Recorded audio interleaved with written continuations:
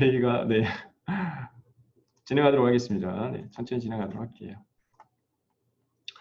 자, 보도록 할게요. 네, 컴퓨터 일반 과목은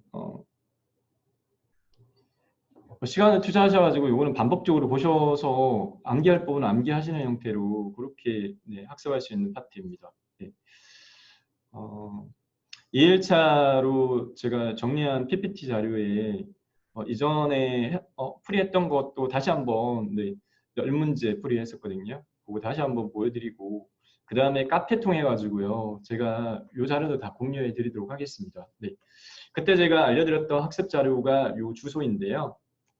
1203이라고 되어 있는 거 카페.naver.com/cloudmedia 이쪽에 가보면 풀이가 다 되어 있어요. 네. 되어 있는 부분을 제가 다시 좀 보기 편하게 네, PPT로 제가 이렇게 변환해 가지고 설명을 좀 드리도록 하겠고요. 네, 부가적인 부분에 대한 2019년도 1회차 기출문제 풀이하고 2018년도 2회차, 2018년도 1회차 우선 3회차 중심적으로 풀이하면서 부연 설명을 이렇게 차근차근 드리도록 하겠습니다.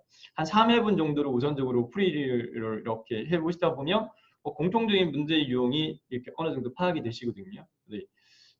그래서 저희 교재에도 보면은 기출문제 베이스로 해서 핵심력을 이렇게 뽑아놨거든요. 네, 그렇기 때문에 제가 교재 베이스로 해서 몇 페이지를 화면에 띄우고 이렇게 하기가 좀 애매하더라고요. 저작권적인 부분도 있고. 그래서 제 나름대로는 네, 뭐 빠짐없이 제가 정리하면서 설명드리겠습니다. 자, 할게요. 자, 이전 시간에 저희가 요 1회차 2019년도 1회차 네, 10문제까지 풀이를 했었습니다. 풀이했는데 다시 한번 상기시킨 측면에서 다시 한번 말씀드릴게요. 네. 좀 보기 편하게 좀 정리를 좀 했거든요. 자, 다음 중에 컴퓨터 시스템에서 사용하는 가상 기억 장치 메모리에 대한 네, 설명 중으로 옳지 않은 거 골라라. 일반적으로 맞는 거 골라라라기보다는 옳지 않은 거 골라라라고 하는 문제 유형이 더 출제되기가 쉬워요. 네. 자, 보조기억장치 같은 대용량의 마킹을 좀 하면서 하겠습니다. 네. 보조기억장치와 같은 대용량의 큰 용량의 기억장치를 주기억장치처럼 사용하는 개념이다. 이거 맞는 표현이에요. 지금 가상기억장치 말씀하는 거죠. 네. 대표적인 기타 기억장치 4가지 기억하셔야 될 거 왼쪽에 이렇게 제가 정리했는데 가상 메모리 지금 묻고 있고요. 네. 가상 기억장치는 해당 컴퓨터의 램 메모리 용량이 작은 경우에 보통 컴 프로그램이라고 이야기하는 부분 자체는 보면은 이제 뭐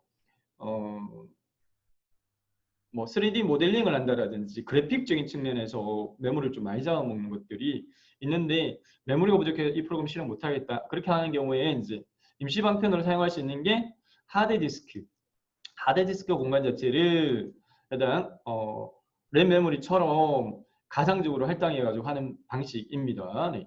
그래서 주기억 장치 이게 램 메모리예요. 주기억 장치 용량보다 큰 프로그램 실행을 할 수 있다. 맞고요. 네. 그 다음에 주소 매핑이라는 가상이다 보니까 하드디스크 램 메모리의 메모리 공간을 저희가 컴퓨터 구조적인 측면에서 접근할 때는 메모리 공간을 번지를 매겨요. 8비트 단위별로 이렇게 번지를 매겨가지고 번지 단위별로 주소 단위별로 컨트롤을 하거든요. 그렇기 때문에 주소 매핑이라는 작업이 필요하다. 마지막으로 주기억 장치의 접근 속도를 최소화해서 시스템의 처리 속도라는 말이 나오면 무조건 캐시를 기억하라라는 말씀을 제가 드렸습니다. 네. 그래서 4가지 기억하셔야 될 기타 기억 장치의 종류 보기 항목이 4개예요. 4개. 딱 보기로 4개를 제시할 수 있고 그 다음에 덩그러니 해당 그 메모리에 대한 설명 문구를 포함시키면 문제 구성이 쉽다고요. 네. 그래서 쉽게는 뭐뭐의 이러이러한 부분을 하는 기억장치 종류는 뭐냐 이렇게도 문제 나오고 이렇게 이제 한 분야만 특징으로 해가지고 얘를 이해하고 있는지를 좀 더 깊게 들어가는 파트가 있고 그렇거든요. 속도가 나면 무조건 캐시예요. 캐시 메모리. 그 다음에 이제 좀 전에 제가 설명을 했던 것처럼 메모리에 접근할 때 어떻게 번지 단위별로 접근한다라는 말씀을 드렸어요. 네, 번지 단위별로 접근하는데 번지가 아니라 그 해당 그 번지에 입력된 내용이 뭔가를 네,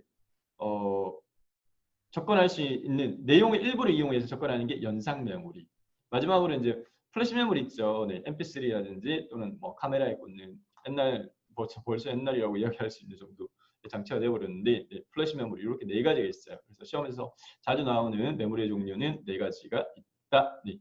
그중에서 저희가 방금 살펴본 부분은 네, 해당 가상 메모리에 대한 내용을 구체적으로 좀 살펴봤고요. 네. 지금 현재 접속이 아직 안 되신 분들이 좀 계셔가지고 복습을 한 10문제 정도 제가 다시 한번 설명드리면서 반복 스타일이니까 네, 해가면서 지금 접속 상태 체크하도록 하겠습니다. 네. 다음 문제로 넘어가도록 할게요. 네, 다음 문제.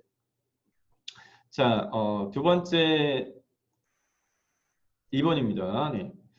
다음 중 멀티미디어 네, 다음 중 멀티미디어에 대한 설명으로 옳지 않은 것은 나중에 제가 이거 복습할 수 있게끔 요거 화면 마찬가지로 녹화해가지고 공유해 드리도록 할게요. 네. 자, 멀티미디어 문제는 2문제 정도 나와요. 많이 나오면 2문제 정도 나오는데 개념적으로 나오는 게 뭐냐? 문제 중에 어떻게 되냐? 첫 번째 개념 문제. 멀티미디어의 특징 중 틀린 거 몰라. 뭐 이렇게 나오는 경우도 있고요. 네, 이건 문제에서 많이 나오는 편인데 특징은 5가지가 있어요. 특징. 멀티미디어는 텍스트 기반으로 플러스 알파 시킨 거예요. 네. 문자뿐만 아니라 이미지 또는 소리, 동영상 이러한 것들을 복합적, 총체적으로 멀티미디어라고 이야기를 하는데 네. 그래서 통합했다. 네. 단순한 하나의 어떤 방식이 아니라 네. 그다음 양방향성이라고 하는 부분 자체는 멀티미디어는 단순하게 단방향성으로 방송 같은 경우에 TV나 라디오 네. 이렇게 단방향으로 전송하고 끝이 아니라 양방향은 받는 쪽에서도 다시 리스판스 할 수 있는.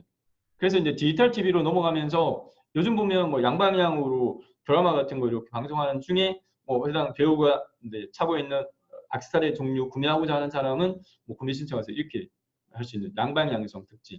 그 다음에 대용량성. 용량이 커졌다. 대용량성. 그 다음에 이제 디지털화.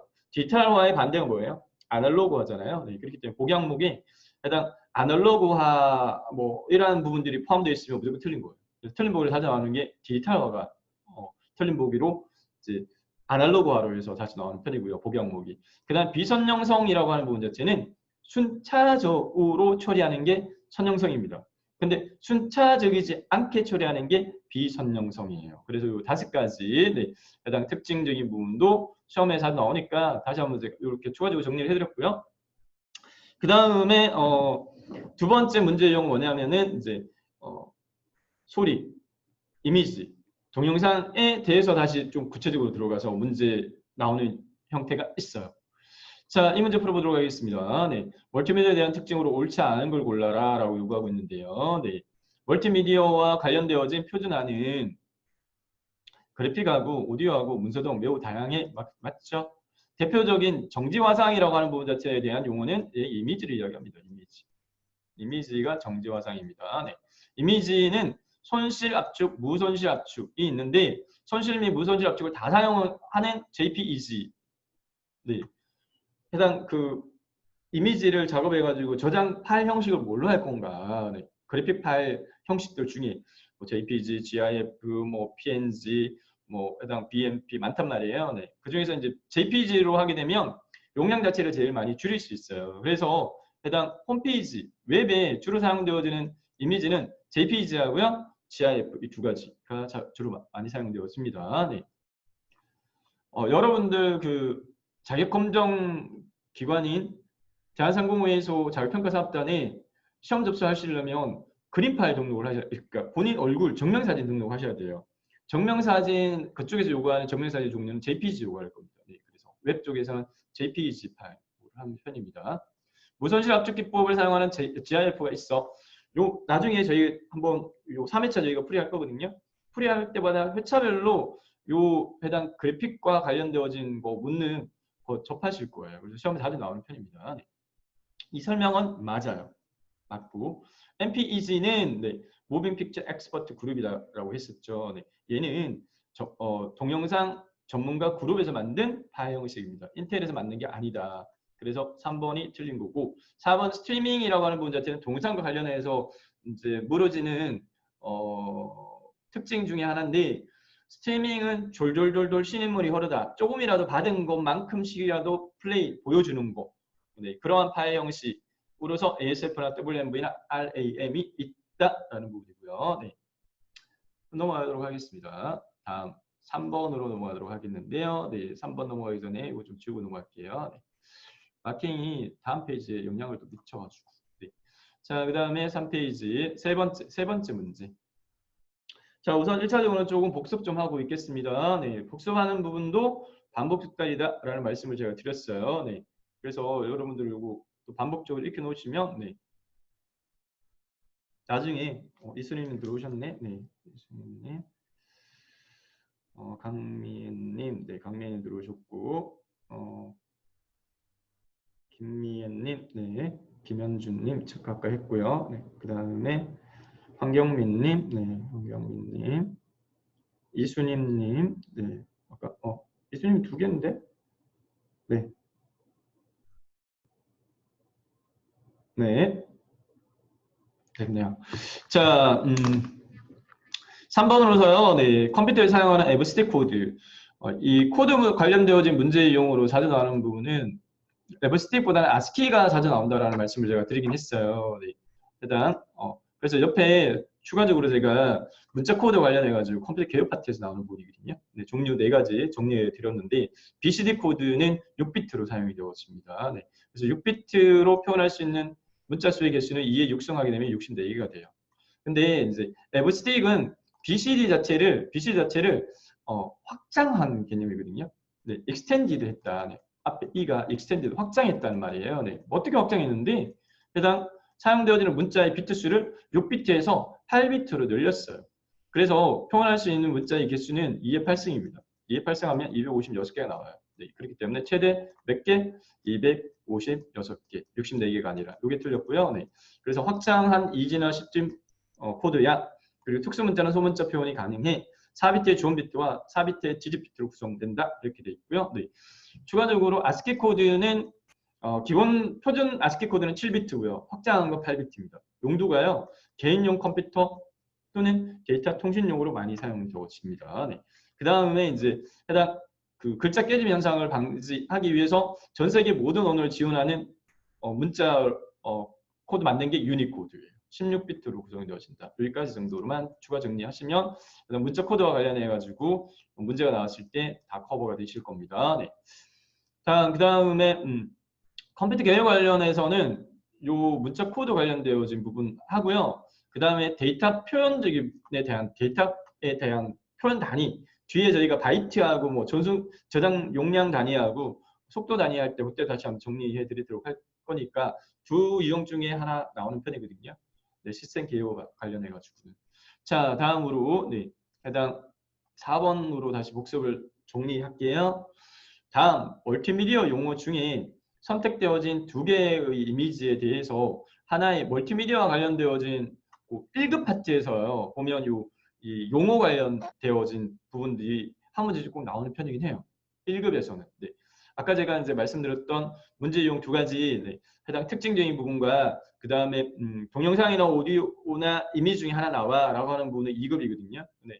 하나의 난이도를 덧붙여가지고 1급에서는 해당 멀티미디어 용어 관련해가지고 자주 나오는 것들이 정해져 있어요. 네, 그래서 반복해서 보시면서 익히시면 될 것 같습니다. 네. 멀티미디어 용어 중에 선택되어진 이미지가 2개가 있는데 하나 이미지가 다른 하나로 자연스럽게 이렇게 넘어가도록 변화하도록 하는 특수 효과는 뭔데? 네, 모핑이다. 이걸 암기하셔야 돼요. 용어적인 부분이다 보니까. 그래서 이제 렌더링이라고 하는 부분 자체는 3차원 화상이라고 하는 거는 이제 동영상 이야기하는 거죠. 3차원 화상이라는 건 동영상입니다. 네. 동영상으로 만드는 과정이다. 렌더링. 안티 엘리어싱이라고 하는 부분은 엘리어싱은 계단 현상이라고 해서 이미지에서 보면 그림 같은 경우에 확대를 했을 때 테두리 깨짐 현상이 생길 수 있는 이미지들이 뒤에 이제 이거 관련해 가지고도 좀 시험에 나오는 편인데 엘리어싱 현상이 있는 이미지 종류는 다시 방식을 비트맵 방식하고 요거 좀 이따 또 다른 여차에서 또 나오거든요. 그 다음 벡터 이렇게 2가지로 양분할 수 있거든요. 양분할 수 있는데 비트맵 방식과 벡터 방식이 있다. 네. 해당 비트맵은 점을 찍어가지고 이미지를 표현하고요. 벡터 방식은 네. 선이나 면 가지고 해당 이미지를 표현을 합니다. 네. 그런데 벡터 방식에 해당되어지는 이미지의 종류는 2가지밖에 없어요. 네. WMF하고요. WMF하고 EPS. 그 다음에 뭐 일러스트 이미지인 뭐 AI 요 정도. 그 외에는 WMF, WMF, EPS, AI 외에는 다 접했던 이미지의 형식 종류, JPEG, GIF, 그리고 PNG, 뭐 BMP 다 비트맵 방식입니다. 네. 근데 이제 이 비트맵은 엘리어싱 현상이 생겨요. 비트맵 이미지들은 이미지를 확대했을 때 테두리 거침 현상이 생겨요. 근데 벡터 방식의 이미지는 확대하더라도 테두리 깨짐 현상이 안 생겨요. 네. 그래서 저희 뒤에 요 AI 관련해 가지고 네. 일러스트 관련되어진 문제 있거든요. 그때 다시 설명드리도록 할 거지만 네, 우선 넘어갈게요. 자, 이 정도 멀티미디어 관련해서 자주 나올 부분이긴 합니다. 그래서 와전에 제가 좀 설명을 좀 드렸어요. 그리고 모핑, 블러링은 네, 허리게 처리한다. 그래서 네, 용어 관련되어진 부분 4번을 해서 물었는데 이 정도 하고 네, 다음 5번째 문제로 넘어가도록 하겠습니다. 지금 우선 10번까지는 지난 시간에 했던 부분에 대한 복습입니다. 복습인데 반복 숙달 네, 하는 형태로 제가 하더라도 괜찮아요. 이 파트는. 왜냐하면 컴퓨터 일반 파트 같은 경우에는 주로 나오는 게 주로 나오거든요. 무뎌지는 게 주로 무뎌지기 때문에 반복적으로 듣고 또 이렇게 반복하다 보면 자연스럽게 익혀지는 파트이고 범위가 조금 넓긴 합니다. 네. 범위가 넓지만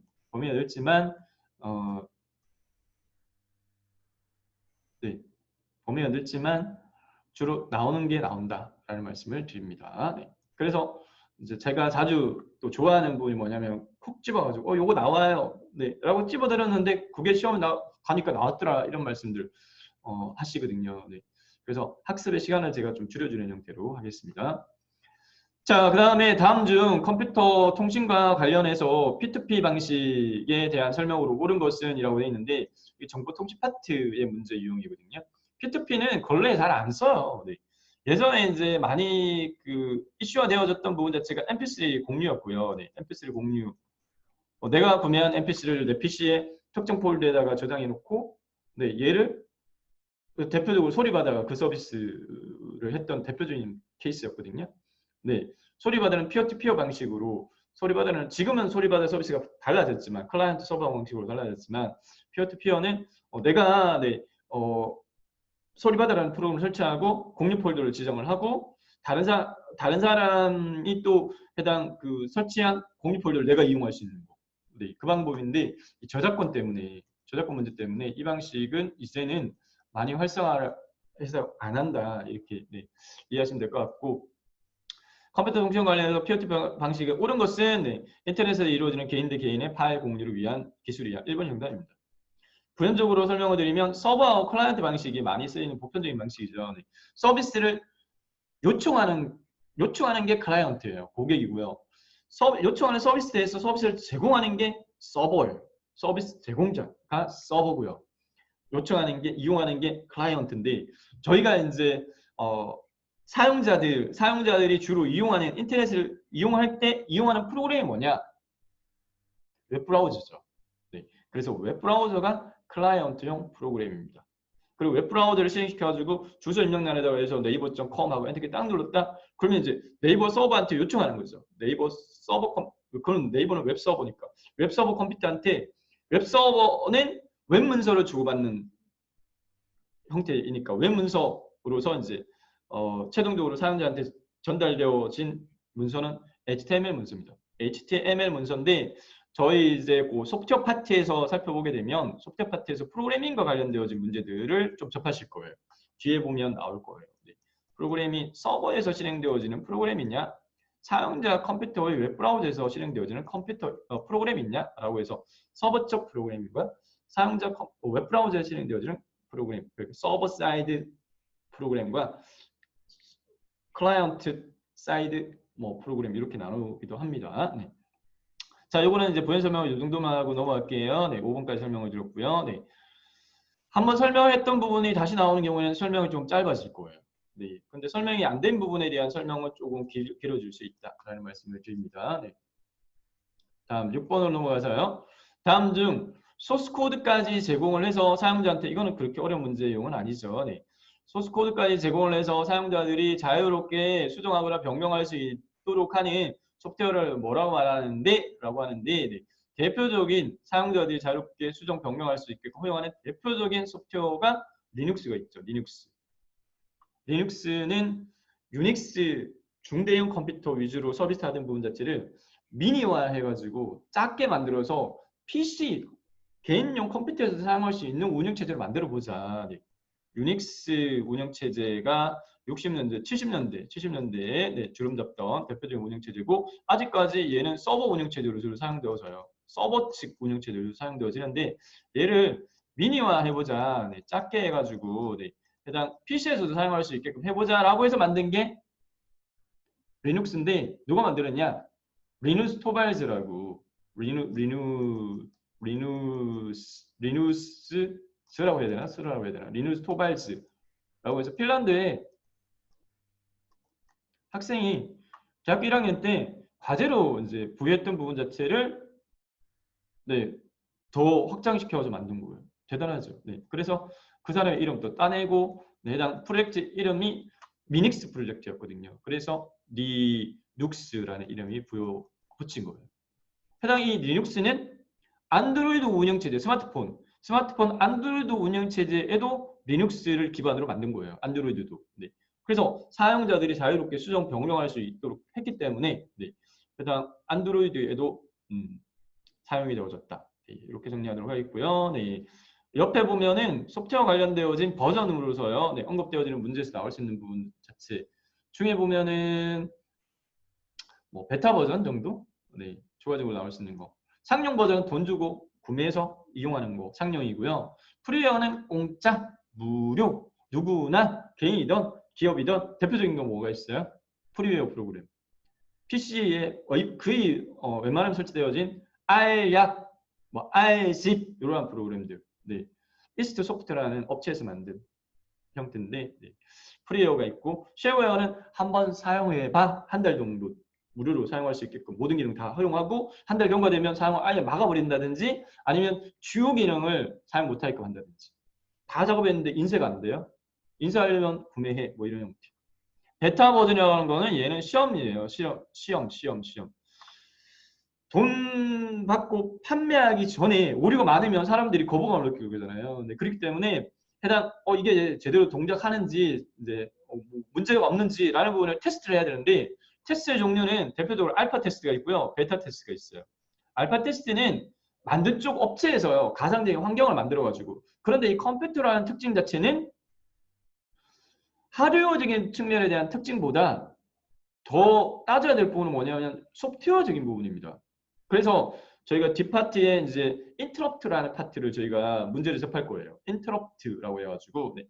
멈춘다는 말이잖아요. 네. 해당 프로그램이 정상적으로 동작하다가 갑자기 멈추는 거예요. 이거 왜 이래? 네. 원인이 세 가지가 있는데 그 중에 하나가 소프트웨어 인터럽트예요. 소프트웨어 간의 충돌입니다. 소프트웨어 간의 충돌이 발생하는지 안 하는지라는 부분 자체를 해당 업체가 전 세계에 판매되는 모든 프로그램을 다 구매가 설치해가 테스트 못 하잖아요. 네. 그렇기 때문에 어떻게 전 세계 사람들한테 야 우리 프로그램 만들었는데 이거 구매 안 해도 되니까 한 6개월 동안 마음껏 사용해봐. 대신 사용하는 과정에 어떤 오류가 발생하면 우리가 수집을 좀 할게. 라고 해서 배포하는 게 베타 버전입니다.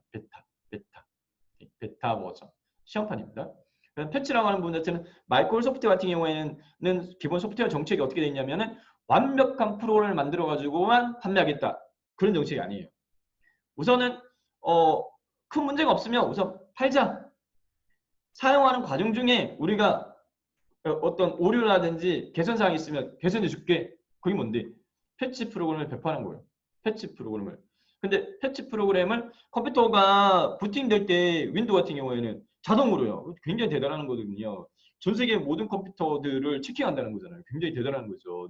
윈도우가 컴퓨터가 켜질 때 보면 업데이트할 사항이 있습니다. 다운로드 하시겠습니까? 뭐 이런 거 나오는 거 있잖아요. 그게 패치 프로그램이라고 보시면 돼요.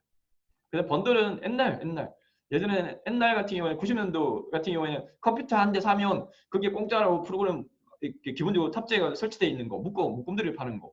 근데 지금 언제 역전됐죠. 요즘은 역전돼가지고 하드웨어 비용보다 소프트웨어 비용이 더 비싸죠. 자, 부연 설명을 여기까지 좀 더 부연 설명을 드렸습니다. 네. 그러면 이 소프트웨어 버전과 관련되어진 부분들은 다 커버 되실 거예요. 네. 자, 그 다음에 이제 넘어가가지고요. 네, 리눅스를 이야기한 것도 리눅스는 좀 기억하기 쉽잖아요. 그래서 이제 그다음 오픈 소스 대표적인 프로그램은 리눅스야. 네. 다음 7번으로 넘어가도록 하겠습니다. 네, 7번. 자, 설명했던 부분의 복습입니다. 근데 추가적으로 부연 설명을 좀 더 드리는 거예요. 근데 왜 해당 이 문제 내용 이해가 중요하기 때문에 문제를 암기하고 답을 암기해가지고 시험 보러 간다. 많이 맞춰야 두 문제입니다. 똑같은 게 많이 나와야 두 문제밖에 안 나와요. 네. 왜냐? 문제 현황이 워낙 방대하기 때문에 그렇습니다. 네, 그렇기 때문에 내용 이해가 중요하다라는 말씀을 드리고요. 네. 7번입니다. 네. 다음 중 바탕화면에 바탕화면의 바로가기 메뉴라고 하는 건 마우스 오른쪽 버튼 눌렀을 때 나타나는 메뉴가 바로가기 메뉴예요. 바탕화면에서 마우스 오른쪽 버튼 눌렀을 때 나타나는 나는 팝업 메뉴 중에 요 개인 설정이 있는데 개인 설정과 관련되어진 설명으로 네, 옳지 않은 거 골라 이렇게 돼 있는데 요거는 이제 크게는 운영체제 내에 제어판을 이야기하는 겁니다. 제어판. 운영체제 내에 제어판을 묻고 있는 부분이거든요. 해당 이 제어판 설정은 윈도우 버전에 따라 틀려요. 네, 그렇기 때문에 좀 깊게 못 물어요. 그래서 그나마 금년도 같은 경우에는 윈도우 7 운영체제와 윈도우 10의 공통적인 것만 4개라고 평가되는 시점이거든요. 그렇기 때문에 금년도의 시험을 꼭 보셔가지고 얘를 패스해버리는 게 편해요. 왜냐? 내년도로 넘어가면요. 반드시 네, 운영체제는 바뀌어요. 뭘로 바뀌느냐? 윈도우 10으로 바뀔 거예요. 네, 윈도우 10이 출제 기준의 기본 물어지는 운영체제 버전으로 바뀔 거예요. 윈도우 7은 이제 더 안 물어요. 서비스 종료됐기 때문에. 네, 그래서 제어판 문제가 좀 더 복잡해질 수 있는데 제어판 문제 한 문제 꼭 나오거든요. 네, 그 중에서 지금 현재 자주 물어지는 게 이 개인 설정.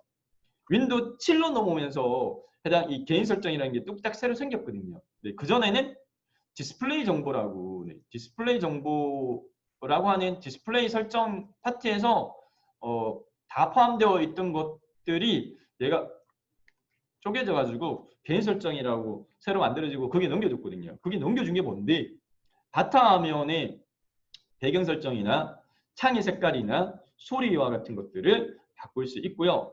화면 보호기 같은 거. 일정 시간 동안 컴퓨터 작업을 하지 않으면 해당 다른 사람이 왔다 갔다 하면서 내용 볼 수 있으니까 그걸 방지하는 측면에서 이제 화면 보호기도 개인 설정에서 할 수 있습니다. 네. 자, 그 다음에 요 관련된 문제로서요. 네. 옳지 않은 거 골라. 바탕화면의 배경, 창색, 소리 등을 한 번에 변경할 수 있는 테마를 선택할 수 맞고요.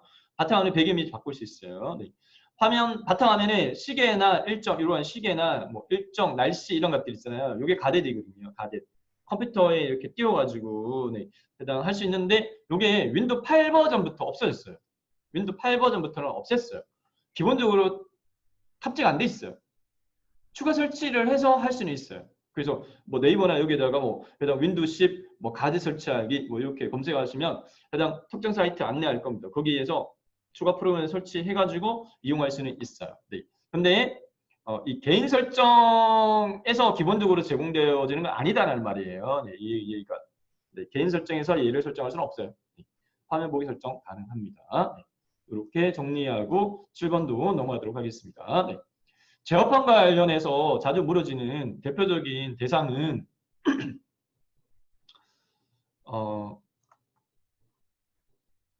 따로 있어요. 네, 그 뒤에 문제 있으니까 그때 설명을 좀 더 드리도록 할게요. 여기서는 개인 설정과 관련된 문제로 정리하니까 이 정도만 설명해도 충분하게 이제는 관련 문제 풀 수 있을 겁니다. 네. 다음 8번으로 넘어가서요. 네. 윈도우에서 컨트롤 키를 사용해서 작업해야 되는 경우 옳지 않은 거 이렇게 돼 있는데 얘는 이제 자 컴퓨터의 작업 속도를 빨리 하려면 마우스가 편하긴 한데 놀고 있는 왼손과 같이 복합적으로 사용하는 게 작업 속도를 빨리 할 수 있어요. 네. 그래서 이제 특정 키와 마우스의 같은 조합으로 이제 작업하는 것 중에 대표적인 게 이제 이 컨트롤하고 네. 해당 시프트 키를 이용하는 부분이거든요. 근데 컨트롤 키를 이용해서 할 수 있는 작업은 뭐냐면은 파일이나 폴더에 대한 복사. 그 다음에 해당 파일이나 폴더를 선택 네, 하는데 해당 선택이 군데군데 선택할 수 있다. 그래서 컨트롤 키를 이용하게 되면 비연속적인 네, 폴더 안에 파일이 네, 이렇게 파일이 예를 들어서 네, 폴더는 파일을 담는 방이잖아요. 이러한 노란색으로 이렇게 돼 있는 거. 그게 폴더고 그 안에 담겨 저장되어지는 게 폴더 또는 파일들이죠. 얘를 선택하려고 하는데 1, 3, 5만 선택하려고 해. 그러면 1 선택하고 놀고 있는 왼손으로 컨트롤 키를 누르는 거죠. 누른 채 마우스로 3 선택하고 5 선택하면 이 세 개만 선택이 되어지는 거예요. 그래서 컨트롤 키는 그리고 해당 요 세 개를 선택하고 난 다음에 마우스로 끌어가지고 이렇게 놓으면 요 세 개만 뚝딱 복사가 돼요. 복사. 자, 반대로 Shift 키인 경우는 Shift 키의 조합은 Shift 키는 첫 번째 거 선택하고 Shift 키 누르고 요 5를 선택하게 되면 이렇게 연속적으로 이만큼 선택이 되어버려요. 1부터 5까지 연속적으로 선택이 되어버려요. 군데군데 선택되는 게 아니라. 그 다음에 Shift 키를 누른 채 마우스로 끌어서 놓으면 네, 이동입니다. 이동. 파일이나 폴더에 대한 이동이 됩니다. 네. 그래서 여기까지 부연 설명을 좀 드렸어요. 네, 문제 한번 보도록 하겠습니다. 네.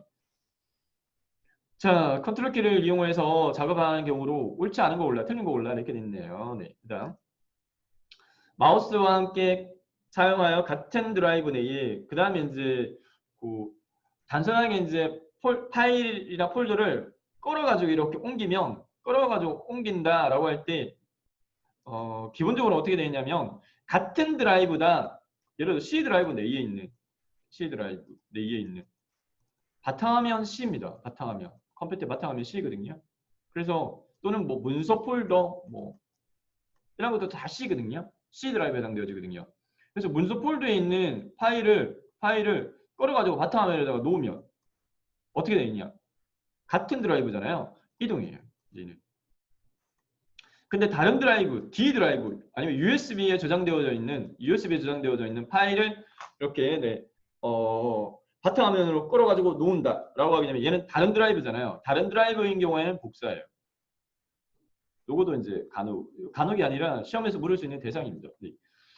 자, 그런데 같은 드라이브든 다른 드라이브든 상관없이 컨트롤 키를 누른 채 끌어서 놓으면 무조건 복사예요. 같은 드라이브든 다른 드라이브든 상관없이 Shift 키를 누른 채 끌어서 놓으면 무조건 이동이에요. 그 측면. 또 네, 시험에서 응용해서 물어줄 수 있기 때문에 추가 설명을 좀 더 드린 겁니다. 네. 자, 같은 드라이브 내에 다른 폴더로 파일을 같은 드라이브 내에 있는 다른 폴더 폴더로 폴더를 복사한다. 맞습니다. 맞는 부분이고요. 두 번째, 마우스와 함께 사용하여 비연속적인 위치에 있는 여러 폴더를 동시에 선택할 수 있다. 맞습니다. 세 번째, 마우스와 함께 사용하여 다른 드라이브로 파일을 이동시킨다라고 하는 부분이 틀린 거예요. 이동이 아니라 복사입니다. 네, 그래서 3번이 틀렸다. 요게 틀렸고요. ESC 키를 함께 누르면 컨트롤 키 누르고 ESC 누르면 시작 메뉴가 떠요. 시작 버튼을 눌렀을 때 나타나는 메뉴 있죠. 그게 떠요. 네. 자, 이렇게 해서요. 네, 8번 문제 정리도 끝났고, 네, 그 다음에 네, 해당 9번으로 넘어가도록 하겠습니다. 네, 9번 문제 보도록 할게요. 10번까지가 복습인데, 지난 시간에 했던 거 계속 다시 푸느냐? 네, 그래도 여러분한테 도움되기 때문에 그 다음에 똑같은 문제 나오면 좀 빨리 넘어갈 거니까. 다음 중 파일의 바로가기 메뉴의 연결 프로그램에 대한 설명으로 옳지 않은 것은 연결 프로그램은 뭐 기본 프로그램이라고도 네, 표현할 수도 있어요. 네. 어떠한 파일을 더블 클릭하게 되면 실행이 돼야 되잖아요. 실행이 돼야 되는데 그 파일을 열어볼 수 있는 프로그램, 그게 연결 프로그램이에요. 연결 프로그램. 파일의 종류에 따라서 연결 프로그램은 달라질 수 있죠. 반드시는 아니다. 그게 시험에 나옵니다. 네. 연결 프로그램은 기본적으로는 파일의 확장자에 따라서 네, 파일의 종류를 구분하는 수단이 파일의 확장자예요. 그래서 확장자의 종류가 HWP다라고 하게 되면은 이거 아래 한글 프로그램이네.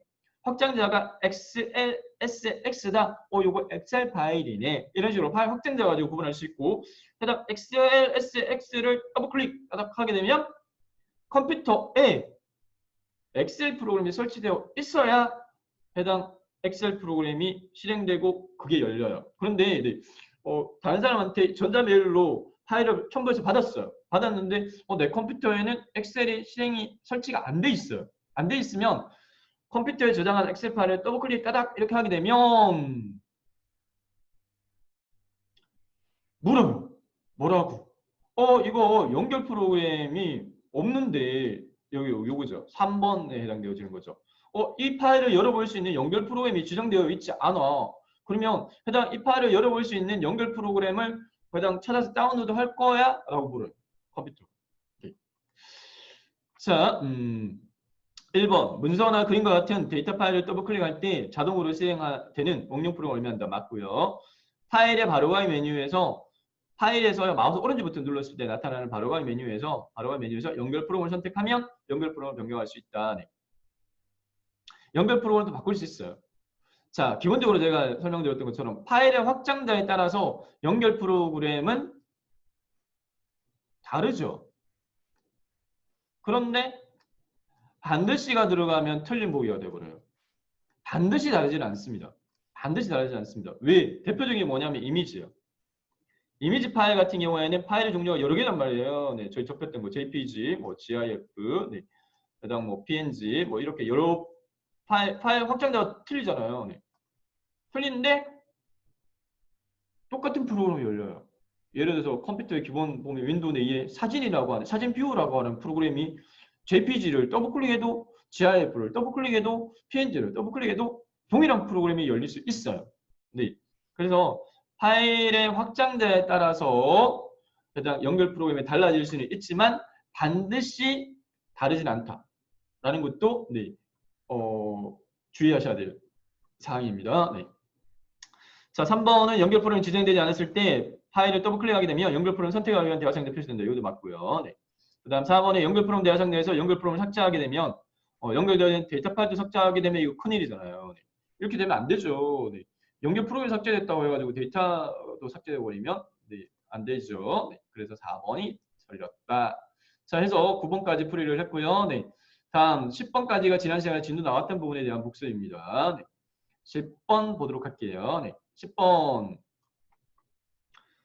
자, 10번은요. 네, 문제가 이렇게 나왔어요. 네, 해당 인터넷 서비스. 네, 인터넷 서비스는 정보통신 파트의 문제 유형인데 인터넷 서비스와 관련해서는 자주 나오는 것들이 어느 정도 정해져 있긴 합니다. 네, 그래서 왼쪽에 제가 정리한 게 있는데 부연 설명을 좀 더 드릴까요? 네, 인터넷 서비스 종류는 월드와이드 웹, 네, 웹브라우저 이용해서 이용할 수 있는 서비스인데 지금은 인터넷의 모든 서비스가 다 웹브라우저에서 다 이용할 수 있어요. 그래서 월드와이드 웹 이꼴 인터넷이라고 이야기할 정도로 네, 확장됐다 이렇게 보시면 될 것 같고요. 네. 월드와이드 웹의 대표 기술은 뭐냐면은 하이퍼링크입니다. 대표 기술은 하이퍼링크. 클릭하게 되면 뭔가 네, 연결된 게 뜨는 거. 네, 그게 대표 기술입니다. 자, 그 다음에 이제 전자메일 가장 오랫동안 이용되어지고 있는 대표적인 인터넷 서비스가 전자메일이에요. 그래서 시험에서 전자메일은 반드시 한 문제로 꼭 나와요. 전자메일과 관련해서 어떤 게 나오느냐? 전자메일의 프로토콜 종류 크게 세 가지가 있거든요. 프로토콜이라고 하는 부분 자체는 프로토콜은 네, 통신을 할 때 지켜야 될 규정되어진 약속입니다. 약속. 이런 데이터를 우리가 주고받을 때는 이렇게 하자라고 정해놓은 약속 체계예요. 네. 프로토콜의 종류가 세 가지가 있어요. 보낼 때는 Send Mail Transfer Protocol이라고 해서 SMTP라고 하는 프로토콜 이용하고요. 받을 때는 두 개를 사용해요. Post Office Protocol, 네. POP 또는 IMAP 두 가지 사용하고요. 수신이고요. 네. 그 다음에 초기에는 전자메일은 주고받는 대상이 뭐였느냐? 문자였어요. 텍스트였어요. 텍스트, 글자. 하지만 그 당시에 언제 만들어졌는데 네. 69년도에 72년도에 만들어졌거든요. 72년도에 이메일이 만들어졌거든요. 70년대에 미국에 가려면 비행기 타고 가야 돼요. 아니면 배 타고 한참 오래동안 가야 되는데 얘는 전자적으로 뚝딱 메시지 주고받으니까 우와 이게 그 당시에는 굉장히 놀라웠던 부분이죠. 근데 멀티미디어 기술이 점차적으로 발전하면서 텍스트뿐만 아니라 이미지도 또는 동영상도 뭐 소리 파일도 첨부해서 보낸다라고 할 때 이제 해당 전자메일에서 이 파일의 종류가 뭐야? 라고 구분할 수 있어야 되다 보니까 만들어진 프로토콜이 MIM이에요. MIM이 뒤에 나오는 이메일을 지금 현재 더 강조해서 설명을 드리는데 왜냐하면 얘가 시험 더 자주 나오기 때문에 그렇습니다. 전자메일과 관련되어진 인터넷 서비스 문제 유형이에요. 그게 더 시험 자주 나오거든요. 네, 그래서 멀티퍼포즈 인터넷 메일 익스텐션 약어입니다. 네, 멀티퍼포즈 다양한 용도로 인터넷 메일, 다양한 용도로 인터넷 메일을 익스텐션 확장해서 사용한다. 네, 첨부 기능을 넣은 게 MIME입니다. 네. 그 다음에 이제 파일, 지금 현재 묻고 있는 파일을 주고받고 하는 거, FTP 서비스고요. 그 다음에 이제 뭐 여러분들 인터넷 그 집에서 이용하실 때 어떻게 하느냐? 인터넷 서비스, 네, 그걸 인터넷 서비스 프로바이더라고 용어를 쓰거든요. ISP라고 이야기를 하는데 인터넷 서비스를 제공하는 제공자한테, 네, 여러분들 그 약정 기간 있죠. 3년이다 반드시 바꾸세요. 네. 약정 기간이 되면 계속 꾸준하게 장기 고객을 하지 말고요. 네. 인터넷 라인만 바꾸더라도 한 17만 원 정도 현금 줄 겁니다. 네. 정말입니다. 그래서 저 같은 경우에는 3년 정도 되면 바꾸거든요. 네. KT 사용하고 있다가 뭐 LG로 바꾼다든지 뭐 아니면 뭐 SK로 바꾼다든지 이렇게 네. 인터넷만 바꿔도 17만 원 현금으로 줘요. 네. 자, 근데 ISP 업체들한테 채팅에 네네네 김현주님 네, 맞다라고 하시는데 네. 그 인터넷을 저희가 이용할 때 어떻게 이용하느냐? 해당 인터넷 서비스 제공하는 업체들이 부여받은 IP 개수가 한정적이에요. 인터넷 이용하기 위해서는 필수적으로 세팅되어야 될 게 네 가지 정보가 있거든요. 네 가지. 네 가지가 이제 IP 주소가 있고요. IP 주소하고요. 네. IP 문제도 시험 자주 나옵니다. 정보통신 파트에서 뒤에 문제가 있거든요. IP 그다음에 이제 뭐 서브넷 마스크, 네. 서브넷 마스크, 그다음에 뭐 기본 게이트웨이, 그다음에 DNS 서브 주소 이렇게, 네, DNS 서브 주소 이렇게 네 가지가 인터넷 서비스를 제공하는 업체는 한정되어진 개수 가지고 서비스를 제공을 하니까 예를 들어 IP가 3,000개예요. 그러면 해당 업체가 3,000명만 회원가입 받느냐? 그렇게 받으면 멍청하죠. 몇 배수를 받거든요. 몇 배수를 회원가입 받아요.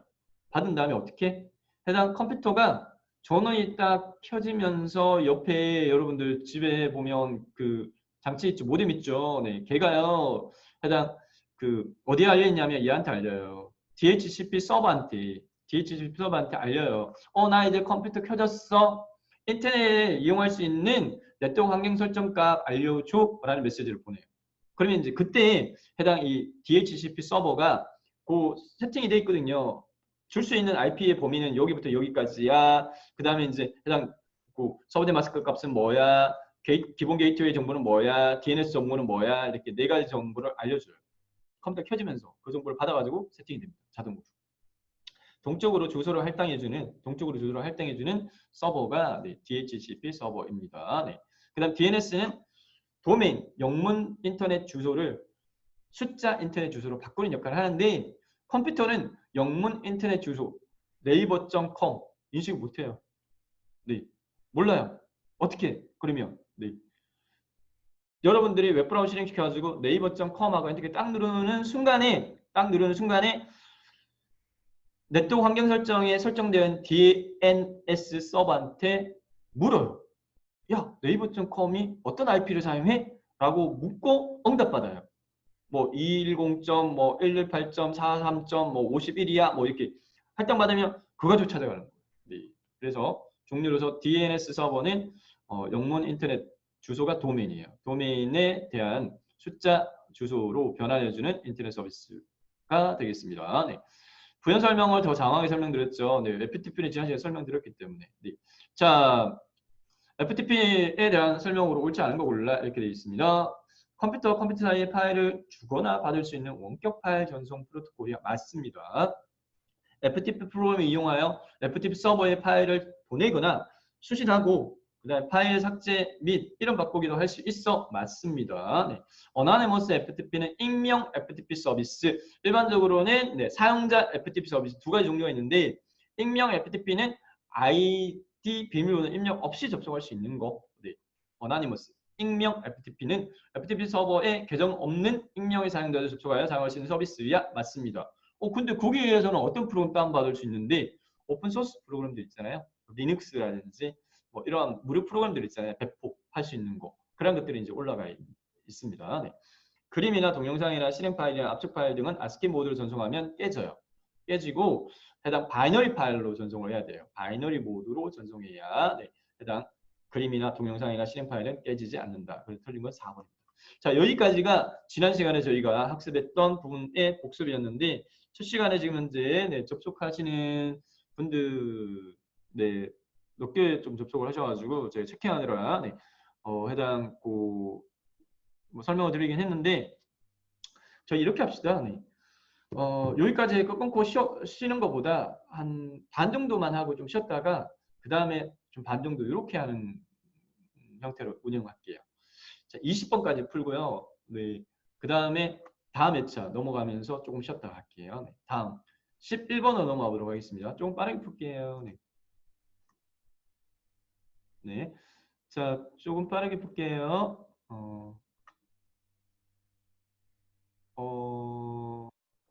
콩으로 접속하면 보내주시면 바로 안 열리고 전에 보내주신 문자 접속했는데 예전 비번이 이거로 들어오면 되더라고요.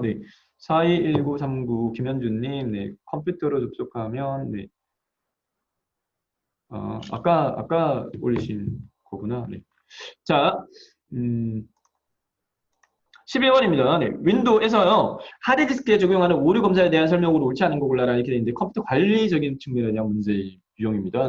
컴퓨터 관리와 관련해서요. 주로 출제되어지는 파트가 정해져 있어요. 어떤 게 주로 물어지냐면은 컴퓨터 관리와 관련해서는 요 세 가지가 자주 물어져요. 여기는 지금 현재 제가 따로 컴퓨터 관리와 관련해서 정리를 안 했구나. 디스크 검사만 있는데 컴퓨터 관리와 관련해 가지고는요. 세 가지가 뭐냐면 해당 이거 디스크 검사하고요. 그 다음에 디스크 정리. 그다음 세 번째는요. 디스크 조각몽. 이렇게 세 가지 자료 물어줘요.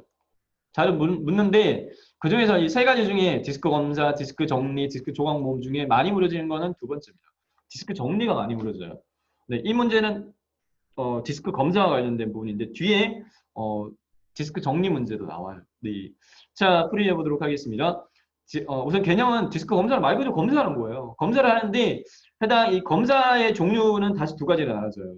논리적인 오류, 논리적 오류를 검사하는 게 있고요. 그다음 물리적 오류인 해당 디스크의 표면 오류. 어떤 경우에 컴퓨터 본체 들고 가다가 실제로 떨어뜨려 버렸어요. 쿵 하고 떨어뜨려 버렸어요. 그런 경우에 하드디스크가 충격에 의해 가지고 하드디스크는 얘를 이게 해부를 이렇게 해보면 안에 옛날에 그 엄반 있잖아요. 큰 엄반 옛날 큰 엄반 꽂아가지고 반을 이렇게 올려가지고 플레이하면 돌아가면서 소리 들리는 것처럼 하드디스크에 저장된 데이터를 그렇게 읽어요.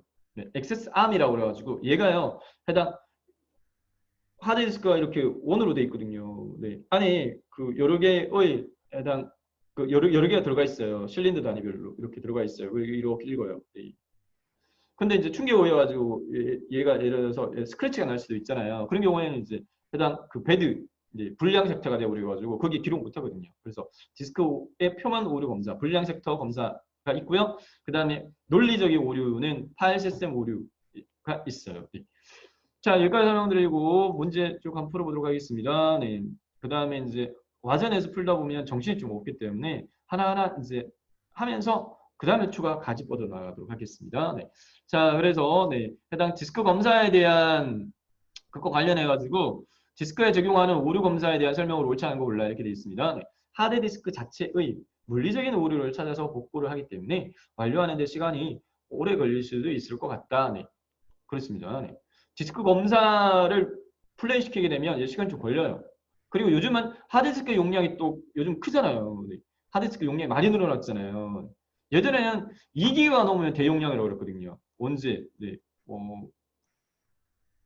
2000년대 초반만 하더라도.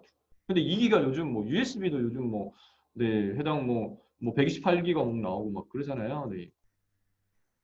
자, 용량이 크다 보니까 해당 하드디스크의 자체 물류를 찾아 복구할 때는 시간 오래 걸릴 수도 있다. 하드디스크 드라이브를 검사하는 동안에 드라이브를 계속 사용할 수 있다.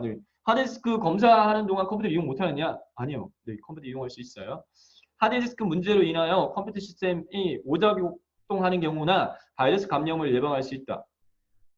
바이러스 감염을 하드디스크 검사로 예방할 수는 없어요. 네. 그래서 3번이 틀렸습니다. 네. 요걸 맞죠? 시스템 오작동 하드디스크 문제로 인하여 시스템 오작동하는 경우, 네, 요건 맞는데 바이러스 감염을 하드디스크 검사한다고 해서 예방할 수는 없다. 네 번째, 하드디스크의 속성창에서 네, 도구 탭에서 오류 검사를 실행할 수 있다. 네. 컴퓨터 더블 클릭, 그 다음에 해당 컴퓨터 목록에 보면 C 드라이브, D 드라이브 네, 이렇게 있잖아요. 네. 나 C 드라이브 검사하고 싶어. 검사하고 싶어. C에서 마우스 오른쪽부터 누르면 바로 가기 메뉴에 속성 선택하면 속성창이 떠요. 네, 해당 그 드라이브 속성창에 그 도구 탭에 오류 검사라고 있어요. 그거 눌러가지고 할 수 있어요. 네. 다음 20번 12번으로 넘어가도록 하겠습니다. 네, 12번. 네, 이거 안 지웠죠. 네, 안 지우니까 이거 계속 남더라고요. 그 다음에도 이렇게 싹 지우고. 네. 자, 문제 보니까 뭐냐면 네, 웹 프로그래밍 언어 중에 JSP에 대한 설명 묻고 있거든요. 소프트웨어 파트의 문제인데 2급에서는 서버 프로그램은 잘 안 물어요. 근데 1급에서는 물어요. 난이도가 조금 올라가니까. 네, 1급에서는 물어지는데 웹 프로그래밍 언어 서버 측에서 실행되어지는 프로그래밍 언어로서요. 네, 종류가 JSP. JSP는 얘는 자바 서버 페이지의 약어입니다. 자바라고 대표적으로 네, 프로그래밍 언어 있죠. 네, 자바 서버 페이지의 약어가 JSP입니다. 네, 자바 서버 페이지. ASP는 액티브 서버 페이지라고 해가지고 네, 대표적으로 세 가지 프로그램이 있어요. 네, 많이 쓰이는 거. ASP, JSP, PHP 이렇게 많이 쓰여요. 많이 쓰이는데 ASP가 보편적이었고요. 네, ASP. 2000년도 초반에 해당 코스타 붐이 일어났죠. 네. 그러니까 이제 업체들요, IT 업체들이 우후죽순으로. 그래서 강남 테헤란밸리의 건물 옥상에 올라가지고 돌 던지면 지나가는 사람 중에 ASP 개발자 머리 맞을 확률이 50%라고 이야기할 정도로 ASP 개발자들이 초기에는 많았어요. 네, ASP. ASP는 마이크로소프트에서 만든 웹서버 프로그래밍 언어라서 얘는 네, 제한사항이 있어요. 뭐가 있냐면은 마이크로소프트 운영체제, 윈도우 운영체제에서만 돌아가요. 윈도우 운영체제 내에 인터넷 IIS 서버라고 있어요. IIS 서버에서만 돌아가요. 네. 리눅스에서 안 들어가요. 유닉스에서 안 들어가요. only 윈도우 운영체제에서만 동작을 해요. 네, 그런데 자바나 PHP는 윈도우에서도 동작하고 리눅스에서도 동작하고 운영체제 버전은 상관없다라는 부분이 있고요. 네. JSP는 자바 서버 페이지에 대한 약어다. 네. 여기까지 설명드렸고 특징은 ASP는 윈도우에서만. 네. JSP가 원래 좀 고급스럽게 받아들여서 쓰는데 네, 그런데 지금은 PHP도 많이 써요. PHP 같은 경우에는 이 세 개 중에 프로그램 익히기가 제일 쉬워요. PHP가 제일 쉬워요. 네. 프로그램 언어 자체가 까다롭지가 않아요. 네. 변수 선언이나 이런 거 할 때도 이제 정적 변수 선언이 있고 동적 변수 선언이 있는데 동적이라는 건 자동적으로 인식하는 거거든요. PHP는 동적으로 인식을 하기 때문에. 그리고 PHP로 만들어진 대표적인 서비스가 뭐냐? 페이스북. 마크 주커버그가 페이스북을 PHP로 만들었거든요. 네, 그러다 보니까 이 PHP도 많이 성장을 했죠. 자, 요 정도 넘어가도록 하는데 대신 이제 크게 뭐냐? 이 세 개는 서버에서 동작한다 이 말입니다. 서버라는 건 클라이언트 서버 네, 방식에서요. 네, 방식에서 서버 측에서 실행되어지는 부분은 이렇게 구분 기호를 사용해요. 꺽쇠, 퍼센트 꺽쇠. 여기 안에 서버에서 실행해야 될 부분을 넣어요. 네, 대표적으로 뭐예요? 로그인을 해요. 네, 아이디어 비밀번호를 입력을 했어요. 사용자가 웹브라우저 실행시켜가지고 네이버에 전자메일 확인하려고 해요. 네이버에 접속했어요. 로그인해야지만 볼 수 있는 서비스잖아요. 이메일 서비스는. 네, 그래서 아이디어 비밀번호 입력할 로그인 버튼을 딱 눌렀어요. 그러면 어떻게 해요? 입력한 아이디어 비밀번호를 해당 로그인을 처리하는 페이지에 넘겨줘요. 처리하는 페이지에 전달하면 처리 페이지는 얘를 받아요. 네. 아이디 입력란에 입력된 값과 패스워드 입력란에 입력된 값을 받아요. 받은 다음에 이 케이스 같은 경우에는 회원가입을 하면서 입력했던 데이터베이스 테이블에 저장된 값하고 비교하는 절차가 필요하니까 데이터베이스하고 연결을 한 다음에 해당 입력한 아이디가 해당 그 멤버 테이블이라고 가져간다면 회원가입할 때 입력했던 그 정보를 담고 있는 테이블 내에 아이디 필드의 입력값 중에 얘하고 일치하는 게 있어? 있어. 그럼 회원가입한 아이디 맞네. 그 다음에 비밀번호가 이거 맞아? 맞아. 그럼 로그인 시켜주거든요. 네. 그러니까 그러한 처리 자체를 서버에서 처리를 네, 할 때 이렇게 억세 퍼센트로 합니다. 네. 나머지 이제 문제 풀고 넘어갈게요. 그 다음에 일반적으로 여러분들 화면에서 웹브라우저 화면에서 보여주는 거는 HTML 문서예요. HTML 문서. 확장자가 ASP나 JSP나 PHP가 있는 문서라 하더라도 서버에서 처리할 부분은 처리하고 난 다음에 결과는요 HTML 문서로 바꿔요. 바꾼 다음에 얘는 표현 언어예요. 프로그래밍 언어가 아니라 표현 언어입니다. 그거를 사용자 컴퓨터에 전송을 해가지고 사용자 컴퓨터 웹브라우저가 읽어가지고 화면에 보여주는 거예요. 이 정도로만 설명드리도록 하겠습니다. 네. 자, 문제 풀고 넘어가도록 할게요. 네, 문제를 보면 네, 해당 웹 프로그래밍 언어인 JSP에 대한 설명으로 옳지 않은 거 골라 이렇게 요구하고 있고요. 네, 해당 1번입니다. 보기 항목. 웹 서버에서 동적으로 네, 웹브라우저를 관리하는 스크립트 언어야 맞습니다. 네, 그래서 다이나믹 네, 동적으로라고 하는 게 이제 단순하게 해당 일방적으로 해당 사용자한테 내용을 전달만 하는 게 정적이에요. 그게 대표적인 게 이제 HTML입니다. HTML이 정적. 네. 근데 비해서 서버 단에서 뭔가 처리를 하잖아요. 프로그램적으로. 그래서 동적으로. 네. 그다음 두 번째, 웹 환경에서 작동하는 웹 애플리케이션을 개발할 수 있다. 네. 웹 애플리케이션이라고 하는 게 이제 해당 웹페이지. 네. 오케이. 맞고요. 자바 언어를 기반으로 하는 윈도우즈 운영체제에서만 실행 가능하다. 이게 틀렸어요. 네. 해당 네. 자바는요. 대표적인 특징이 운영체제에 상관없이 동작하는 거예요. 자바라는 프로그램 언어를 만들었던 주목적이 그거였거든요. 자바라는 언어를 만들었던 주목적은 모든 처음에 이제는 웹 쪽이 주 타켓이 아니었어요. 자바 언어를 만들 때 그 당시 시점은 언제냐? 90년대 중반입니다. 언제 만들어졌냐? 95년도에 만들어졌어요. 95년도에 만들어질 때 주목적 취지는 뭐냐면은 전자기기들 있잖아요. 뭐 세탁기, 밥솥 뭐 이런 거 있잖아요. 그게 또 보면 이 컨트롤을 하는 해당 그 프로그램들이 들어가잖아요. 버튼을 눌렀을 때 이 버튼 눌렀을 때 동작 어떻게 하고 네. 어떤 하드웨어 장치든지 상관없이 동작시킬 수 있는 프로그램 언어를 만들고자 하는 게 주 목적 취지였어요. 그래서 얘는 주 특징이 뭐냐면 자바 언어는 어떠한 이렇게 생긴 부분이든 이렇게 오목하게 들어갔던 부분이든 우퉁불퉁하던 상관없이 평평하게 동작할 수 있도록 네. 자바 버추얼 머신이라고 해서 가상 자바 버추얼 머신이라고 해가지고 야거가 이제 JVM이에요. 네. 자바 가상 머신이 위에 깔리고 그 위에서 동작이 되어지다 보니까 하드웨어 장치, 운영체제 장치 상관없이 어디서든지 동작할 수 있다라는 특징이 자바의 주 특징입니다. 자, 그래서 자바는 운영체제 상관없이 모든 운영체제를 다 지원을 해요. 네. 자바를 기반으로 만들어진 서버 프로그램 언어가 JSP이기 때문에 그래서 3번이 뭐가 틀렸냐? 윈도우 운영체제에만 동작한다. 이게 틀린 거예요. 네 번째, HTML 문서 내에 꺽쇠 퍼센트 닫기 안에서 작성한다. 맞아요. 네, 그렇게 하고 넘어가도록 하겠습니다. 네, 다음 13번입니다. 다음 중 윈도우에 설치되어진 기본 프린트 문제 한 문제 꼭 나와요. 프린터와 관련된 문제, 운영체제 파트에서 한 문제 꼭 나옵니다. 네. 기본 프린터라고 하는 부분 자체는 내가 이거를 프린트할 때 프린트를 지정하지 않고 그냥 인쇄하고 다음에 확인 인쇄할까요? 인쇄 이렇게 했을 때 똑딱 인쇄되는 프린터를 기본 프린터라고 이야기를 합니다. 네. 기본 프린터에 대한 설명을 옳지 않은 것을 올라라. 프로그램에서 사용할 프린터를 지정하지 않고도 인쇄 명령을 내렸을 때 컴퓨터가 자동으로 문제를 보내는 프린터가 맞죠.